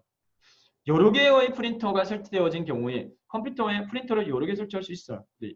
여러 개의 프린터가 설치된 경우에 네트워크 프린터가 있고 로컬 프린터가 있다. 네. 네트워크 프린터는 이 컴퓨터에 직접 연결 안 된 거. 이 컴퓨터에 직접 연결된 프린터가 로컬 프린터예요. 네. 회사에서 보면 컴퓨터마다 다 프린터 안 있을 수 있잖아요. 네. 네. 그런 경우에 사무실당 한 대 컴퓨터에다가 프린터 연결해놓고 다른 컴퓨터에서는 얘를 이제 이 프린터를 공유해서 쓰는 거죠. 그게 네트워크 프린터예요. 네. 그래서 네트워크 프린터와 로컬 프린터 각각 한 대씩을 기본 프린터 설정할 수 있다. 이게 틀렸어요. 컴퓨터는 반드시 기본 프린터는 하나만 only 하나만 네, 설정할 수 있어요. 그 대상이 네트워크 프린터든 로컬 프린터든 상관없이 한 대의 프린터만 네, 기본 프린터 설정할 수 있어요. 여기서는 네트워크 프린터와 로컬 프린터 각각 한 대씩 이렇게 돼 있으니까 얘가 틀린 거예요.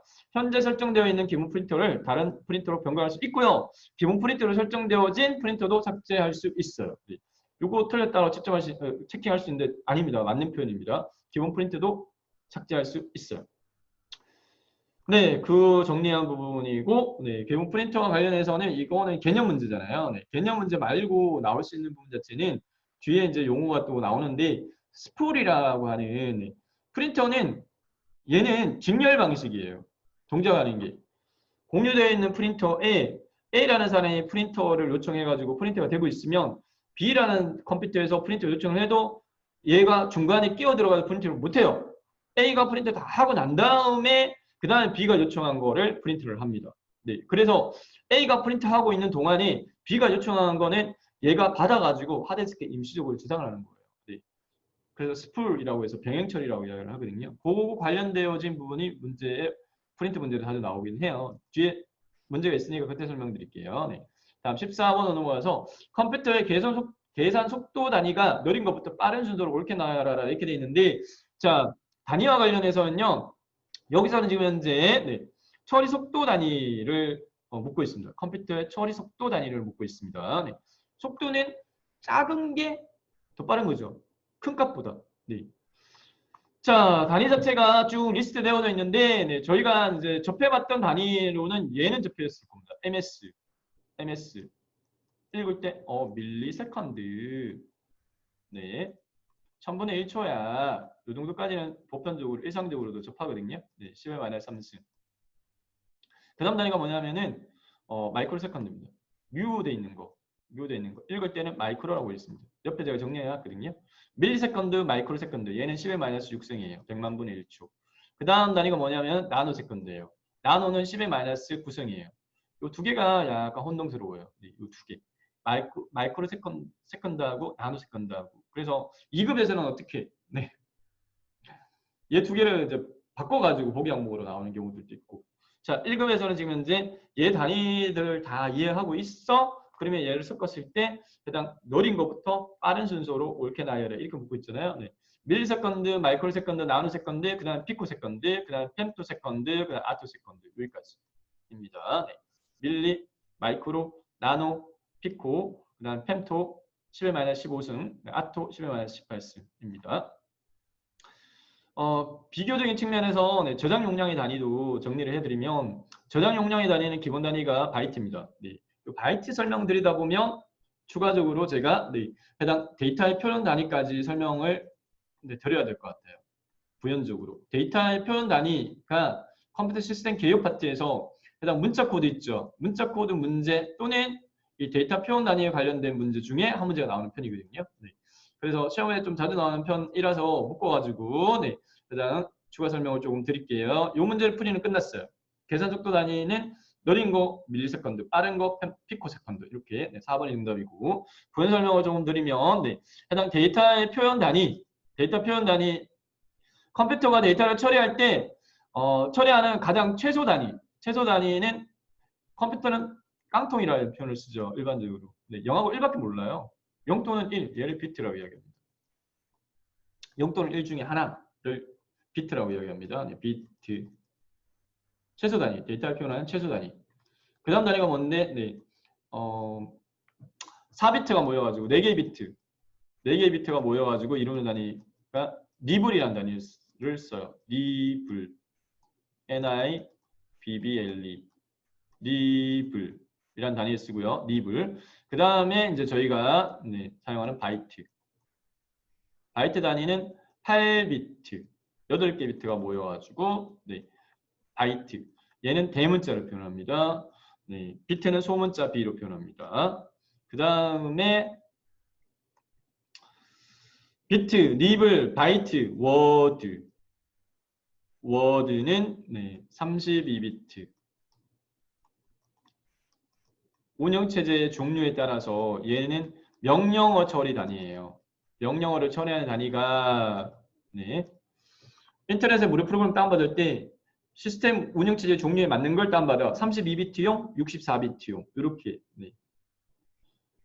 네이버 자료실에 지금은 자동 체킹이 되어서 예전에는 이제 잘못 선택해서 다운받아가 더블클릭했는데 시스템 종류에 안 맞아가 설치 안 돼요 이런 경험했을 건데 요즘은 자동으로 바꿨더라고요. 네.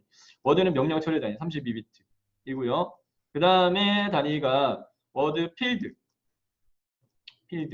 여기부터는 단위가 크기가 고정이 아니에요. 네. 필드에는 일단 엑셀에서요. 네. 열 단위라고 생각하시면 돼요. 이 열. 출석부 부를 때 성명, 네. 성명 홍길동 하니까 네. 강의장에 가서 홍길동 하니까 두 명이 딱 손드는 거예요. 둘 중에 한 명이겠네. 어쨌든 예를 들어서 뭐 25명 중에 둘 중에 한 명이겠네. 불완전한 정보 표현 단위. 완전하지 않고요. 불완전. 정보가 맞긴 한데 완전한 정보 표현은 아니라고요. 불완전한 정보 표현 단위. 그런데 네. 홍길동 주민등록번호가 뭐뭐뭐인 홍길동 하니까 딱 한 명만 딱 손드는 거예요. 네. 두 개 이상의 필드를 조합한 단위가 레코드예요. 레코드 행단위죠. 네, 행단위. 얘가 완전한 표현 단위.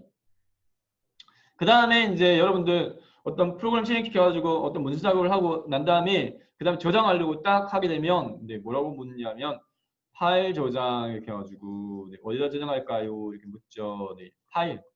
7번째 단위가 파일입니다. 네, 데이터 저장 단위 파일. 그 다음에 8번째 단위 제일 큰 단위가 뭐냐면 중복된 데이터를 제외한 네, 파일 저장인 데이터베이스. 이렇게 8개 단위. 자, 천천히 비트, 리블, 바이트, 워드, 필드, 레코드, 파일, 데이터베이스. 이렇게 돼 있는데 요거를 단위가 작은 것부터 큰 단위로 올바르게 나열한 거 골라. 이렇게 물어지기도 합니다. 시험 문제. 그래서 비트, 리블, 바이트, 워드, 필드, 레코드, 파일, 데이터베이스. 요거도 자주 물어지는 문제이기 때문에 네, 데이터 표현 단위까지 추가 설명을 드렸고 그 다음에 데이터의 기본 저장 단위의 기본은 바이트입니다. 데이터의 저장의 기본 단위는 바이트고요. 전송의 기본 단위는 비트예요. 비트. 네, 인터넷 여러분들 집에 속도 어떻게 돼? 우리 집 인터넷 속도 뭐 1기가야. 1기가 비트라는 말이고요. 네. 저장의 기본 단위는 하드디스크 용량이 어떻게 돼? 네. 예를 들어서 뭐 500기가야. 네. 라고 하면은 그 기본 단위는 바이트예요. 네. 바이트는 8비트가 모여서 이루는 단위잖아요. 네. 그래서 1바이트는 8비트. 자, 저장 용량은 바이트, 그냥 킬로바이트, 메가바이트, 기가바이트, 테라바이트, 페타바이트 이렇게 나눌 수 있는데 이 단위의 정가의 값은 2의 10성 단위예요. 환산하면 1024가 됩니다. 자, 요거는 그냥 참고적으로만 하고 넘어가도록 하겠습니다. 시험 문제에서는 네, 뭐 요 정도로 나올 것 같고 저장 용량의 단위적인 부분 자체는 요즘 워낙 보편적으로 많이들 아시니까 그죠? 네, 많이들 아시니까 저거까지는 잘 안 나오는 편이에요. 네. 다음 15번으로 넘어가도록 하겠습니다. 네, 15번 보도록 할게요. 다음 중 컴퓨터에서 중앙처리 장치하고요. 입출력 장치 사이에 속도 차이로 해서 발생하는 문제를 해결해 주는 장치는 뭔데? 자, 중앙처리 장치하고 램 메모리하고 처리 속도 단위를 해결해 주는 건 캐시예요. 캐시인데 중앙처리 장치 CPU하고 램 메모리 사이의 처리 속도 단위 CPU하고 램하고 이 사이에서의 처리 속도 단위를 완화시켜주는 부분은 캐시인데 여기서는 중앙처리 장치하고 입출력 장치 이야기하잖아요. 네. 중앙처리 장치와 입출력 장치 사이의 속도로 인한 문제를 해결해 주는 장치는 얘는 그냥 암기하세요. 채널입니다. 4번입니다. 네. 채널이고요. 부연 설명적인 부분에서는 나와 있는 보기 항목에 대해서 추가 설명을 좀 더 드릴게요. 네. 자, 레지스터라고 나와 있는데 이 레지스터는 CPU 내의 저장을 담당하는 장치입니다. CPU 내의 중앙처리 장치 내에 중앙처리 장치는 하드디스크 장치 중에 가장 중요한 장치예요. 네. 가장 중요한 장치인데 중앙 처리 장치, 네. Central Process Unit. 이게 CPU예요. 이게 한글로 풀면 Central, 중앙, 네, Processing, 처리, 유닛 장치, 중앙 처리 장치입니다. 중앙 처리 장치가 가지는 고유 기능은 제어 기능하고요. 제어하고 연산이에요. 제어와 연산. 이 두 가지를 고유하게 CPU만 가져요. 근데 여기에 저장 기능도 있어요. 이 저장 기능을 담당하는 게 레지스터입니다. 레지스터.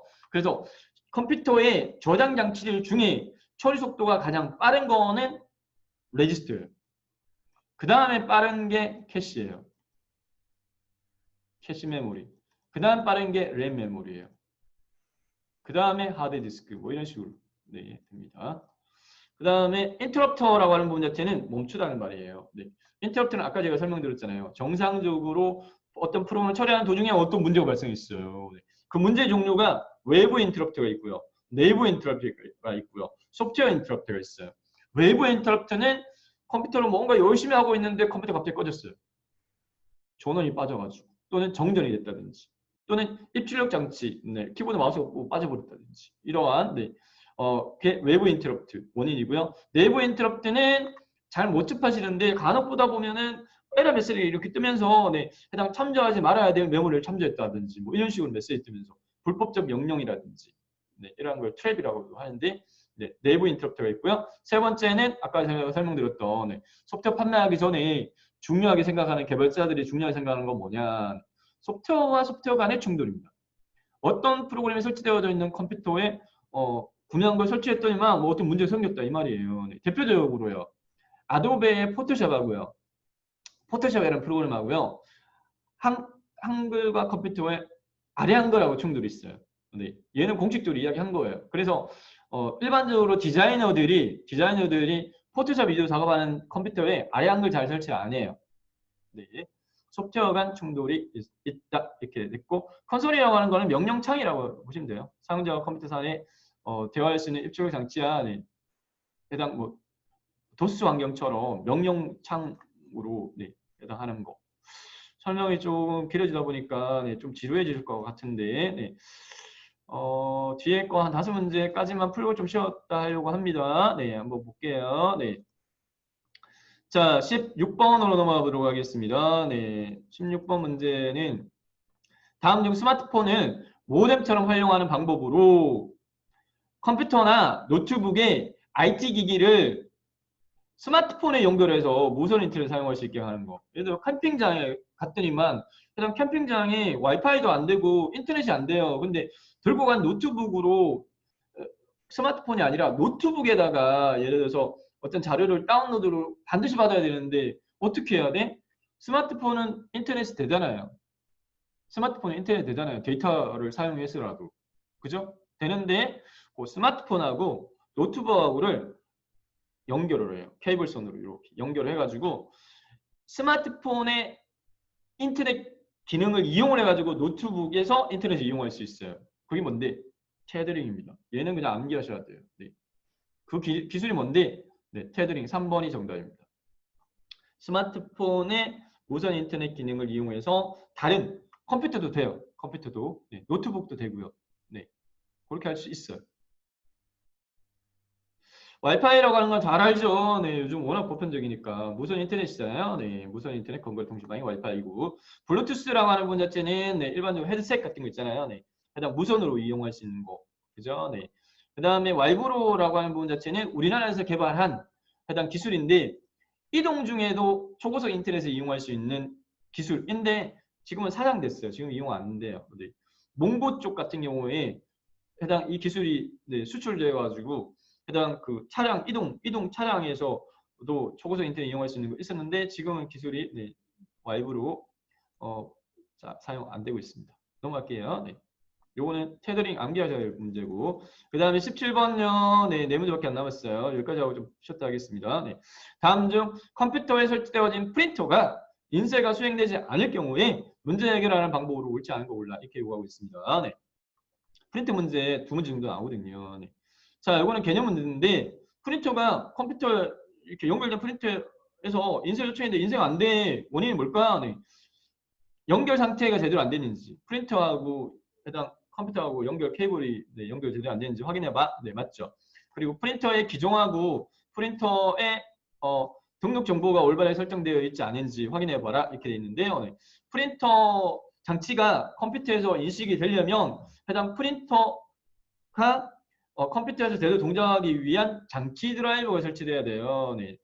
자, 일반적으로 여러분들 그 프린트 구매해가지고 컴퓨터에다가 꽂으면 요즘은 이제 그 플러그 앤 플레이라고 꽂으면 동작하게끔 하는 기본 기능에 의해 가지고 해당 프린트 장치가 이용할 수 있는 드라이버가 운영체제에 있으면 자동 설치해요. 자동 설치. 톡톡 설치해가지고 인식됐습니다. 네. 컴퓨터가 켜져 있는 상태에서 다른 장치를 꽂았어요. 네. 외부 장치를 꽂았어요. 꽂으면 새로운 외부 장치가 연결됐습니다. 해당 장치를 사용할 수 있는 상태로 바꿀게요. 라고 하는 기능이 바로 운영체제 내에 탑재되어 있는 기능으로서 플러그 앤 플레이 기능이에요. 플러그 앤 플레이 기능. 꽂으면 동작한다. 이 말이고요. 네. 그래서 장치 드라이버가 잘 설치 안 돼 있으면 인식을 못하니까 프린트를 못할 수 있죠. 세 번째, 프린트의 스풀 공간. 스풀 아까 제가 설명드렸잖아요. 네. 뒤에 나오는 용어예요. 라고 제가 말씀드렸습니다. 프린트는 직렬 처리 장치예요. 네. A라는 컴퓨터가 프린트 요청을 할 때 B라는 컴퓨터가 그 사이에 요청하더라도 A라는 컴퓨터가 요청한 게 다 인쇄되고 난 다음에야 B가 인쇄 요청한 게 인쇄가 되어진다고요. 그게 이제 스프린데 병행 처리입니다. 인쇄할 내용을 하드디스크에 저장을 했다가 프린트로 전송하는 기능이야. 이렇게 되어 있죠. 네.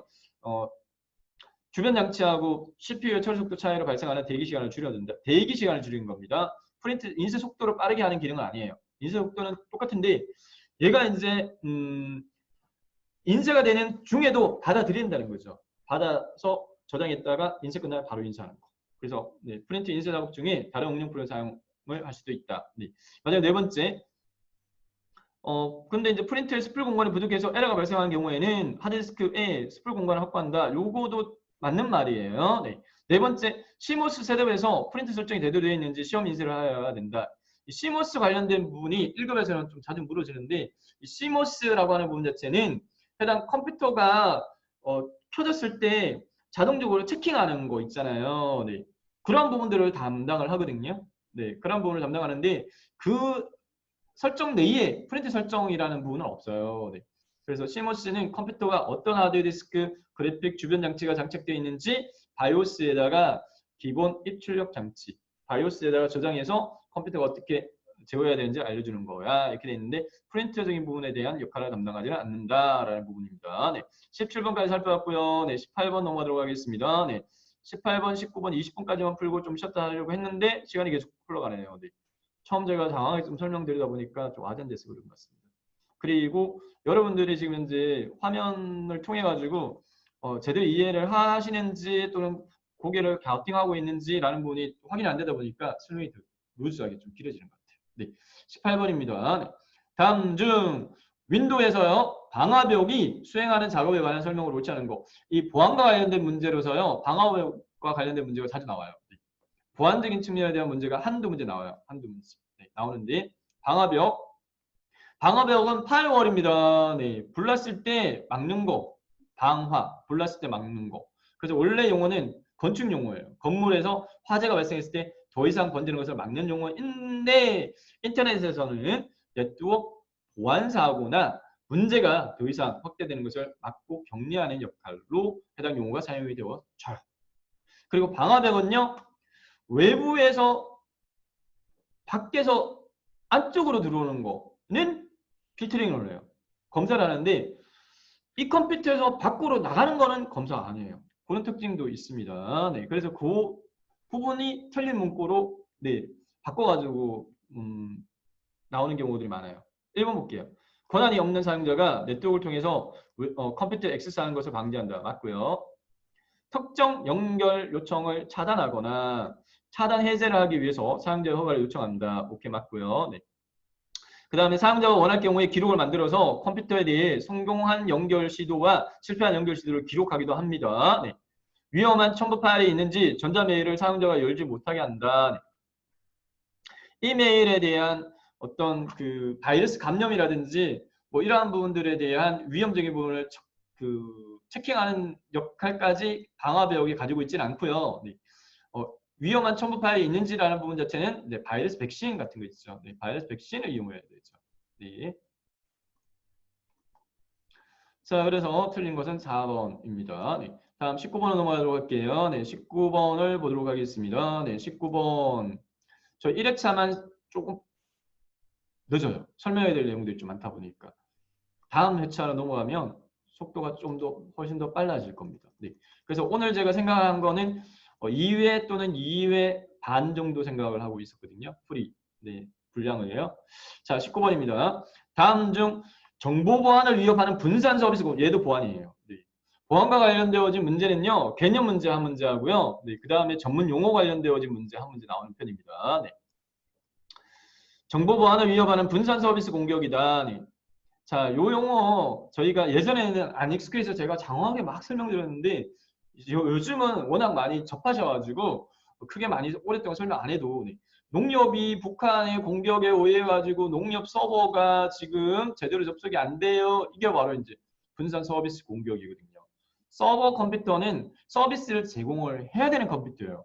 서버 컴퓨터한테 야 이거 해줘 라고 했을 때 서버는 당연하게 해주는 게 맞는데 얘가 서비스할 수 있는 해당 그 능력치를 초과해서 요청을 하게 되면 능력치를 초과해서 요청하게 되면 얘가 다운돼 버려요. 나 서비스를 더 내가 내 능력으로 더 제공 못 하겠어.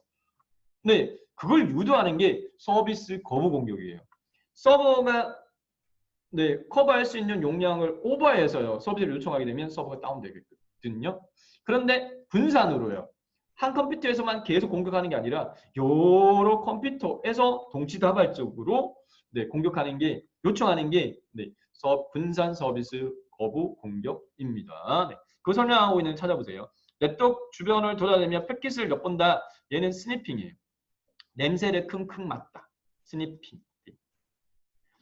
해당 네트워크 주변을 돌아다니는 패킷을 엿보면서 계정과 패스워드를 알아내는 행위. 그리고 검증된 네, 사람이 네트워크를 통해서 데이터를 보내는 것처럼 가장하는 거예요. 변조해서 접속을 시도하는 거는 얘는 위조예요. 위조. 그다음 여러 장비를 이용해서 특정 서버에 대량의 데이터를 집중적으로 전송하여 정상적인 기능을 방해하는 행위가 정답입니다. 3번이고요. 키보드에 키 입력할 때 캐치. 얘를 이제 어떤 키를 입력하는지 비밀번호 입력하는 키가 뭐야 이런 거 아이디 뭐 이런 것들 네. 그다음 키를 입력할 때 계획값을 기록해가지고 이메일로 이렇게 보내주는 거 네. 그런 거 키로그라고 이야기를 합니다. 네. 옆에 보면 네, 추가적으로 물어질 수 있는 용어 정리되어 있는데 스파이어는 말 그대로 스파이어예요. 숨어 있는 거예요. 네, 컴퓨터에 숨어 있다가 중요 정보를 터치하는 게 스파이어고요. 웜이라고 하는 부분은 얘는요. 자기 복제 바이러스인데 자기 복제가 굉장히 강해요. 그래서 얘가 바이러스 걸린 게 다른 컴퓨터도 감염시키려고 막 이렇게 네, 자기 복제로 네트워크를 마비시키는 게 웜이고요. 스포핑은 속이기, 스니핑은 냄새 맡기, 트레몽만은 네, 마찬가지로 숨어 있다가 네, 뭐 잠자고 있을 때 공격하는 것처럼 네. 그다음 프로그램 안에 악성 코드 네. 그다음 트랩도어는 얘는 이제 관리자가 365일 24시간 풀타임으로 얘를 모니터링 못하니까 네. 어떤 그 서버에 문제가 생겼다 다른 장소에서도 그냥 접속할 수 있게끔 네. 보안이 제거된 비밀 통로가 트랩도어가 되겠습니다. 네. 자 마지막 20번까지 풀고 10분만 쉬었다가 네, 그 다음 회차로 넘어가도록 하겠습니다. 네, 20번입니다. 자, 20번 문제 보면요. 네. 다음 중 컴퓨터의 CMOS, 아까 나왔던 문제 유형입니다. 네. CMOS에서 설정할 수 있는 해당 항목으로 옳지 않은 거 올라 이렇게 요구하고 있습니다. CMOS에서 설정할 수 있는 항목, 그냥 얘는 거꾸로 익히시는 게 좋을 것 같고요. 네. 시스템의 날짜와 시간, CMOS에서 CMOS 설정할 때 어떻게 하냐면 컴퓨터 종류에 따라 틀린데 F2번 또는 딜리트 키를 누르면 컴퓨터 켜질 때 F2번 또는 딜리트 키를 누르면 CMOS 설정할 수 있는 화면을 넘어가요. 시스템 날짜 및 시간 설정할 수 있습니다. 네. 그 다음에 네. 칩셋 설정, 네. 부팅 순서, 운영체제 같은 거 설치할 때, 운영체제 설치할 때 CD를 설치할 거야, 또는 USB를 설치할 거야. 그런 경우에는 하드디스크를 기본 부팅 순서로 잡으면 안 돼요. 네. 그런 경우에는 뭐 CD로 뭐 부팅 속도 1순위를 잡는다든지 부팅 순서 조정할 수 있고요. 윈도우에 로그인 암호 변경할 수 있는 부분 자체는 CMOS가 아니라 네, 컴퓨터가 켜진 상태에서 계정별로 비밀번호 설정은 사용자 계정이라고 하는 제어판에서 합니다. 사용자 계정.